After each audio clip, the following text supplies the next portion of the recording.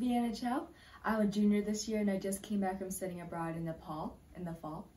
And for this program in Nepal, I stayed with a homestay family for about 2.5 months, and then I attended classes at a program center every day where we learned Nepali language for 3 months, and we also had some other, three hours, and we also had some other lectures. And then during that time, we also went on 2 excursions, and honestly, one of my most memorable experiences was when we went to the second excursion when we went hiking. And at first I didn't want to go. There's another option to stay in another city while everyone else hiked, but I was convinced to do it, and honestly I think it was the best decision I made because I'm not much of a risk taker, but I'm glad that I took the risk and I did it because it was such a different experience, my first time doing it, and I really loved it all. So highly encourage you to explore everything you can and take all the opportunities you can. And regarding Nepali language, I actually got pretty good at Nepali language. Since our program was so rigorous, we did 3 hours of Nepali language a day. And also we had cultural interaction, so I was able to develop my language skills very well.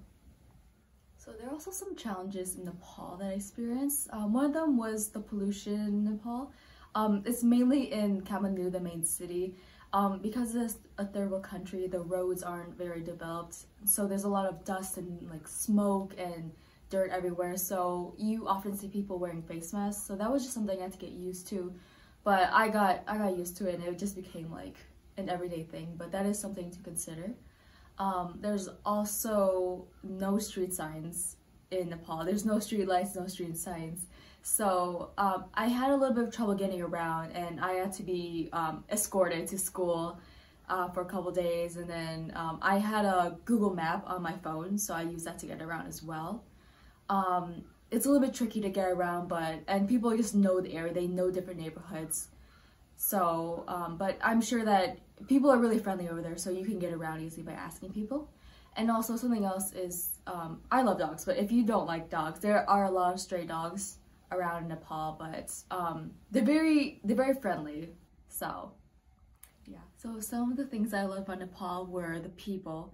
They were so welcoming and they have a family-oriented culture, so I was able to pick up a conversation with someone like randomly on the street, and I just felt comfortable talking to everyone. And we use those terms, the familial terms of like older brother, older sister, so it was I felt very much integrated into society. And I also really love their home food. It's called dal bhat, which literally means lentils rice. And so it's a comfort food in Nepal, and basically like we eat it like every day. And then I also learned to eat with my hands, which is it was very new, but I enjoyed it. Like they eat with their hands as like it makes the food taste better, and the essence of it is more like homely. So yeah.